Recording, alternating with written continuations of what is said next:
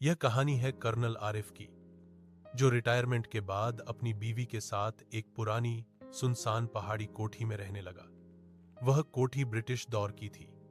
दीवारों पर पुराने नक्श व नगार, और रात को चलती ठंडी हवा के साथ एक अजीब सा सन्नाटा छा जाता था। पहली रात आरिफ साहब ने सोचा, कितनी खामोशी है, शहर के शोर से बेहतर जगह है। मगर जैसे ही रात गहरी हुई, ऊपर वाले कमरे से हल्की हल्की आहटें आने लगी। कभी किसी के चलने की आवाज, कभी दरवाजा चरचराने की। बीवी ने कहा, यह तो हवा होगी।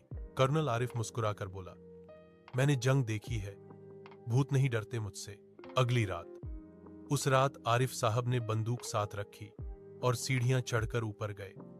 कमरा खाली था, मगर एक पुरानी वर्दी कुर्सी पर रखी थी, बिल्कुल वैसी जैसी वह फौज में पहनते थे। उन्होंने जैसे ही उसे हाथ लगाया, पीछे से आवाज आई, कर्नल साहब तुम वापस आ गए?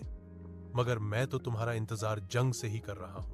आरिफ साहब मुड़े तो देखा, एक धुंधला सा सिपाही खड़ा था, आंखों में उदासी, धर संवाद। आरिफ, कौन हो तुम?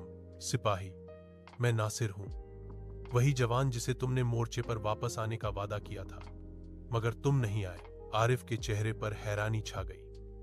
याद आया वही युद्ध जहां एक जख्मी सिपाही को वह वापस लाने न जा सके। सिपाही बोला, मैं तुम्हारे वादे का इंतजार करता रहा, अब मेरी आत्मा भी उसी कोठी में कैद है। अंजाम।